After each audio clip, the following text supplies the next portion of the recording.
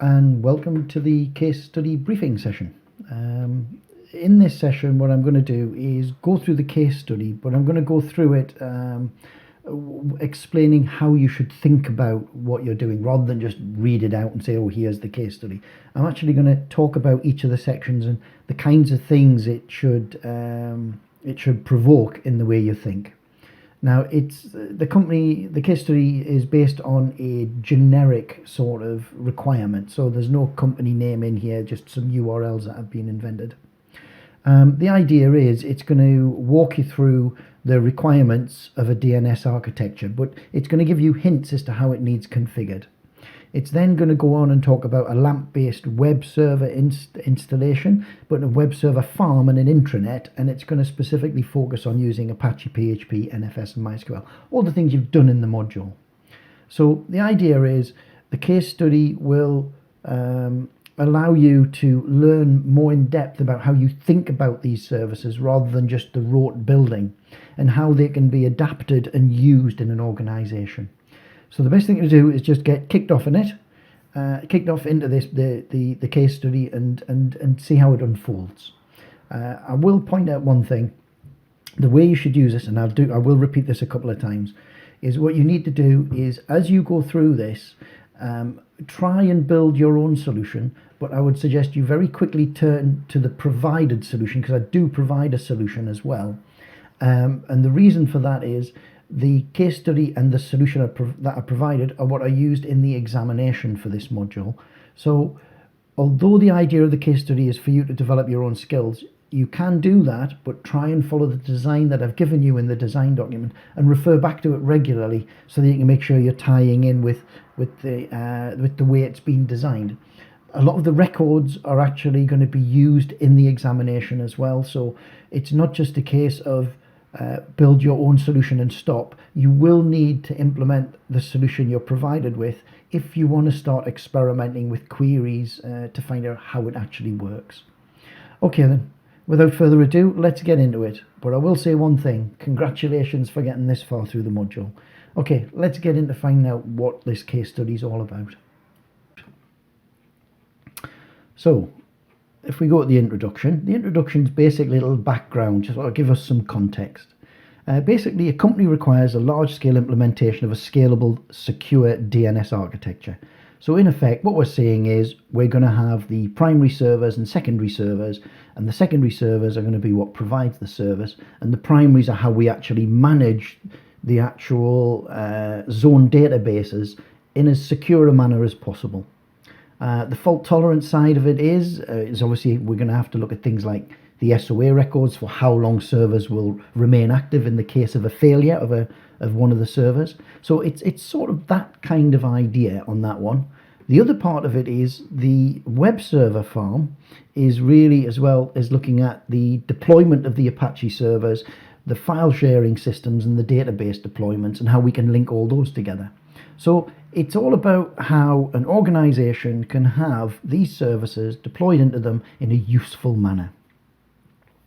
Now, we need some kind of zones to work on, and we need the servers to install, and we need a little bit more detail. So that's what we're going to do in this overview bit. First of all, the company's got two domains. It's got two domains, but one subdomain. So it's going to use the zone UNN and a tech zone. But on top of that, it's going to use a staff.unn.co.uk as a subdomain of UNN. So we've basically got this idea. Now, obviously this is probably a little bit artificial, because you could probably do the subdomaining very easily, because it's not that big a company that we're really talking about, not many records. But I'm trying to push the technology in so we could actually scale this up quite considerably. Each of these three zones has differences. Well, three zones, two zones plus a subdomain. The company has a single gateway. In other words, there's an internet connection coming into the company. Again, this is just background. The gateway is provided by an ISP, and we've got 15 static addresses out there. This is very common in organizations. And then what you can do is you can take some of those static IPs and map them to your internal services. In the case of this scenario, it's mapping it onto the internet service provision that we're going to build on the inside of the network. Okay, so what are we actually going to do? What are these zones going to do for us? Well, first of all, the UNN zone is going to be managed by the technicians. So now we're starting to see the need for this subdomain because this zone is managed by the technicians. It's used on the internal network and it's also used on the external, but we don't need to worry about that. It's going to be used for the web server farm, which is going to have 3 web servers in it. And there's also going to be an intranet box in this zone as well. So UNN is going to have an intranet on it, and that's going to have MySQL and Apache on it as a combined server. Then we've got the tech zone. The tech zone is managed by the technicians, and it's used so they can remotely access all of the company's machines with a fixed asset number. A common thing that's done on networks is when we're using domain names to manage them, there's normally a company domain name, but there'll be other domain names in use as well. For instance, here we're saying there's one called tech, and what that allows us to do is it gives us sort of an administrative zone whereby we can actually start working with the way the technicians would work with asset numbers of equipment from finance departments and those kinds of things. So it gives us that other layer on the network for management using DNS. The last part is we've got the staff.unn, and this zone is managed by the personnel department. So it's managed by them, which means it's a fully delegated subdomain. It's over there and they look after it. However, the caveat is it's done in cooperation with the IT department because the IT department, through its server, shares them out through the secondary. So this is giving us a specific design for the deployment here. The subdomain does not go directly to the secondary servers. It must go via the primary server because it's done in cooperation with them who does the sharing. So there's definitely a push towards how this will be deployed. Once a person joins the company, they're given a fully qualified domain name on that staff zone, and that remains with them as long as they're in the company. Okay, so we're getting an idea of how they're using these zones to do the management. The 3 are, we've got the UNN, which is basically the services that they're providing and the internet services. Tech zone for administering the network. I didn't point out there, and I should have, there is a little caveat on here. This zone should only be accessible to these 3 subnets. So that will actually have an impact on how the design works. The student zone, student.unn zone, is managed by them and it's deployed, and a URL is allocated to an individual and it stays with them, and the DNSs are modified accordingly. Okay, so that's basic overview of what it's done. Operationally, the company on a 6-weekly basis is auditing DNS requests. So this is logging. This is getting the transaction logs up and running on the servers to monitor the infrastructure and how it's being used. According to this, they're going to analyze this to see what websites are being visited and actually develop firewall policies. The kinds of things you could find here is people who are using systems are getting directed to advertising sites, etc. So within pages, there's there'll be embedded adverts and stuff, and it lets you find it. Also, it lets you find out the general activity if staff are going to certain places very, very often, and allows you to profile it. So, you may allow some social time over the lunch hour and you open up Facebook, say, and then you'll close it down on the firewall. But you want to know what the usage is. If it's low, it doesn't matter. If it's high, it matters. So it's all about being able to just see the activity. It also allows you to start looking at how you can tweak the parameters for the performance of the DNS. It could also identify high utilization on one of the servers opposed to others. So it's all about just managing that process and managing the resources. It does say, though, that the chosen technique they want is commenting uncommenting of a configuration directive, because there are other directives to the ones you've been shown for logging. But specifically what we're going to do with this one is use the commenting and uncommenting that we've already done. Client machines are going to be given access to the secondary servers only. Well, that's normal. The primary servers are going to be protected from the client queries. So again, that's locking them down a bit. And the only things that can query primary servers are DNS servers themselves. So you've got that little sort of debug type environment where you can actually cross query on the servers to test things before they actually go out to the users.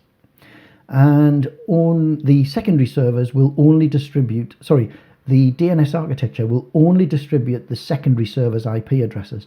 So an NS lookup looking for name servers won't expose the primary servers. Okay, the next one. Mode of operation. The company zone, the UNN one, their big one. all the fully qualified domain names need to be set so that they change at least every 6 hours. Okay, now we're starting to looking at time to live and also probably the SOA component as well. So we're starting to look at how that is managed. The secondary server should be updated every 4 hours. Definitely looking at SOA record now. The UNN zone is mapped to an individual's person web space, so that on a single web server which is only used to support staff static shared area, this should be accessible intranet. Okay, so inside UNN there is an intranet machine, and that is going to support, and there's a little typo there that should have a slash. I'll make sure that's fixed on the actual final document. It's stored in a single web server, and that should support the full intranet, and it's only visible on the inside the network, so we don't need to worry about external exposure. All the staff, when they join the company, are allocated a personal account, so there's an account added to that server for them, and it is going to be based on their name, I'm sure, but we'll get up to that in a moment. All the staff have access to the facility via FTP, so we need to install FTP on there. That's a very simple little bit of research. You'll be able to do that, no problem. And then the personal storage area is static sites only. So we've seen that before when we did the user directory on Apache. This is a deployment for it right there. And the actual usernames are based on the actual member of staff. So static areas. The personal areas are static, although it is possible to enable them, yes. And the one exception to the static is the chief executive. So that you will need to add an account called called CEO, and that one will have to have its it will have to have the scripting activated even though it's on user directory, but you've seen whereabouts that is on the system. You should implement it. To be honest, it's very, very trivial to install and use. So if you haven't used FTP before, here's an opportunity for you to get used to it. Very, very commonly used on these types of environments. The intranet server, in addition to supporting the personal web space, also supports the company intranet. Well, that's a common thing as well. You just a small intranet, you put the box in the network, and you'll have some kind of site which will expose bits of information, documents, etc., policies, procedures, that kind of stuff. And in this case, they're saying they can do it on just a single box. So that intranet site, which supporting all them, supporting that is going to be done as the main site on the intranet box, and then everybody else gets their little web space area, apart from the chief executive who has a dynamic area. The database on the box, which is going to be needed for the CEO, because he's probably going to have that, and for the main intranet site itself, requires a MySQL database, which will have to be locally installed on the box. So if it's locally installed, remember what you have to do with the bind address. And it's going to be managed by phpMyAdmin. So you're basically going to have one box running Apache, user data, a MySQL database with phpMyAdmin administration of the databases on it. Pretty straightforward. And it says you should put a sample page up and a little dynamic bit for the account, which is minor little things, just to add and test it. There's also an additional database server on the network. Now, this was the corporate database. This is probably going to be a big meaty machine, but for us, it's just a little VM just to test it out. It's required and it needs 7 databases, 6 of them for future use, 1 of them for the internet site. Okay, so now we've got the internet site. This is where the database for that is going to be. Now, this is a separate machine, so don't forget about bind address exposing to the network. There needs to be a separate username password for every single MySQL database you create on there, which again is common practice. Each application has its own access point. The database service must therefore be accessible from other machines on the network. That's the bind address. And again, this one needs to be managed via phpMyAdmin. The internet site requires additional servers to provide faster access to queries, blah, blah, blah. So you need to know about how you can extend this as well, adding more servers and potentially extending the database side and the content store side, which we've discussed. But we don't need to build it. We just need to be aware that it's possible. The company uses a zone to expose the internet site. Yep, that's no problem. 3 addresses from the 15 are mapped. That's a common practice. The internal IP addresses are forward. The external addresses are forward. That's a normal way of doing it. The DNS mappings are controlled by the company and must be mapped. So here we go. Round robin. So we now have a specification on our DNS server. We need to make sure resource record sets are using round robin, because that's what is dictated as being required for this internet site. The internal access should be provided through a hostname, www. Now, we don't need to do the external. That can all be done. for us by the ISP, but we will need to do the internal. So we need to put in a web server on www.unn.co.uk. The internal mapping is very stable and tends not to move. So, okay, now we're starting to talk about how we can have tailored TTLs now for specific host names. The company website is a web server farm and 3 servers. Okay, we're starting to get a bit more detail. It's 3 servers, load balanced, round robin for the fault tolerance. The servers share static content. Now we're moving into the NFS component for documents and static images. Yep, and there's the NFS now mentioned. It's secured using the DNS server to use our DNS. So we're going to have some kind of mapping that the NFS server can use as a means of authenticating the web servers, which may not necessarily be that URL. It depends what URLs are already set up or need to be set up or will be set up. It's all about the design side of it when it's being built. You have to make decisions. The web server should host their own copy of PHP application, so that's pretty much a default kind of installation. You don't have to implement the second NFS server, so it's saying that it would be using data block replication here, but this little note is basically saying we're not building it, just create a fully qualified domain name. It's just making sure we get some additional records in the zone files, so when we start doing some testing, etc., there's plenty data in there for us to do that. The internet web server should be accessible on an individual basis as well. So each of the machines needs to be accessible in some way, and there needs to be a load balanced, fully qualified domain name. Now, from the staff perspective, they will need www.unn.co.uk. Doesn't necessarily mean you need www.unn.co.uk. Could be using that other domain name. So it's common to have it on the same, but from a management point of view, we've already got a zone called tech. So we don't necessarily need to put in www.unn.co.uk as long as we've got a tech zone set up for it. So the servers should be mapped as a resource via both, but that doesn't necessarily need the www.unn.co.uk zone to map to the individual machines. The content server used for the internet should be accessible via the domain NFS Tech and NFS UNN, and the second one, so it's giving us the URLs that we should use for a couple of the machines now. And the NFS server provides security policy to allow web servers. Okay, so now up here it's saying use the RDNS, and it's just reinforced it here. Okay, although the company doesn't implement its own mail server, okay, now we're going to start putting MX records in. It doesn't support its own mail service, it's using a third party to do it. There's a domain name that it's got for it, and it wants us to load balance that as well. So there are 3 mail servers that are available to this organization, and we need to push them through MX records. Next one, the admin zone, where the technicians tech zone is used by them to manage the infrastructure of the organization. All equipment that the company places on the network is added to this domain. Anything comes in, it's going to have a tech.co.uk. Very common practice. It makes it much easier to find equipment and manage it remotely. The domain has regular additions, okay, but the mappings of the devices and their allocated addresses are rarely changed. Well, once you put servers and things in, they don't change that much. However, the company's decided does not want any mappings cached on the network. Okay, so it's basically saying the tech zone is set to time to live 0. So we don't want anything cached from this zone. The host name allocated to each device is based on an asset number given by the finance department. That's fine. So every single device in the infrastructure will have this 9-character prefix or host name followed by tech.co.uk. So A followed by 8 digits. So there's an example code, and that's what the URL will look like, and that will point to a unique device.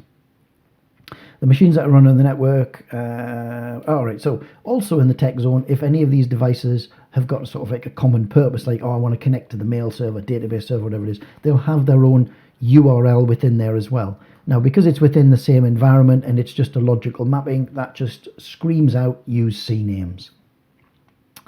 Okay, the staff zone, that's used to map staff in the company to desktop machines. Okay, a member of staff joins the organization, they sit at a machine. So what they're saying here is This staff.unn is each person when they join the company, they're given a name, they're given a URL. And that allows machines to be mapped using universal naming convention. Now, in the labs, whenever you've gone to the network, the NAS drive, you've put in //nas3.offcampusnetwork.co.uk or //nas3, and you go to that server. That's universal naming convention, and it's done through URLs. So what they're saying here is the company uses the staff zone to map an individual's PC. So if I want to connect to somebody's PC because there's a document on it I need, I can just use the universal naming convention and connect to their machine and grab the document. So somebody called William Smith will be given WS, and that will be prepended, as in given as the host name on the staff unn.co.uk. So they'll end up as ws.staff.unn.co.uk. If there's another person with WS, they just add a number to it. Again, quite a common thing. And all staff movements, should there be any, take place on a monthly basis. Okay, now it's starting to say to us, every month these are going to be cycled through. So that's when we would actually need to start recycling or restarting that zone to push it through the servers. So it can be done through a script with an RNDC command, or we could set it up within the SOA records so that we could force the secondary servers to do an update every 4 weeks. Okay, that's the scenario. That's all we've got as the information. So everything else has to be interpreted from that, which again is common. So now we've got all of that. As I did say, this is the case study. And what we've got here is we've actually got another document with a network design for it. Now what I'll do is I've got a little diagram I'll go through, but I won't go through all of the other components, which is like all the configuration files. You can just go through them yourself and read them through. So basically for this network design, what we've got is we have a nice little diagram. So the design for this company is a DNS architecture, a web server farm architecture, and an intranet architecture. And then there's our internet connectivity. In the internet connectivity here, I'll just change this to a little hand there. In this, we have the gateway on 100.254. Now, if you're building this on your own network, hopefully you'll be able to use these IP addresses with a prefix of whatever your network is. That's the hope. So 100.254 is the last 2 octets. That's the gateway machine. Then we have 3 web servers, and they've got addresses of 101.2, 3, and 4. We've got a MySQL server on .5, an NFS server on .6, and the second one on .7. These are all then interconnected. The NFS server is using the DNS architecture for RDNS authentication. So the RDNS on this primary server is being used by this NFS server via the secondaries, because even servers should use the secondary servers on the DNS architecture, is using that for whenever one of these servers connects to it to validate it, to make sure it has access. The MySQL database is open to the network with its bind address to allow all 3 web servers to connect to it. We've also got on the network this little other box, which is a combined LAMP installation of Apache and MySQL and the PHP all on that one machine. This will have the user directories exposed, and that will allow individuals to have their static sites, and that will be done through intranet.unn.co.uk and /tilde and their username. So that's the whole thing. And then if we go on through this document, you'll see that there's the primary server and the configuration files for local, and then the options, and then the database files. So they're all in there. So all you've got to do now with this case study is actually build this. Now, what I'd like you to do is, before you dive in, just spend a little bit of time, read the spec, understand what the spec is saying, and try and do your own small design before you move into this network design document and have a look at this solution. What I would suggest you do is, after you've done your design and compared it with this one, go with this design, understand how this one is going to work, look at the configurations, and then try and build this. By building it, you'll understand it. And this is the actual solution that the exam is based on. So you need to get to know this for the exam. Okay, that's the the briefing over. So that's your case study. That is the way it will work. You've got the basic outline of what a company wants. You've then got the design and all the configurations. What you need to do now over the next few weeks, say, is try and build this and get to understand it and play with it so that you're prepped, ready for the exam, and understand when it says, here is a query, what is the result? You'd be able to go through those configuration files and find out what the answer would be. Okay, thanks very much. And that's pretty much the end of the module now. You've just got the assessment. Up to the assessment though, please feel free to get in touch, and any issues, we can get them resolved. Okay then, take care, and see you in the, well, I won't see you in the exam, but hope you've enjoyed the module.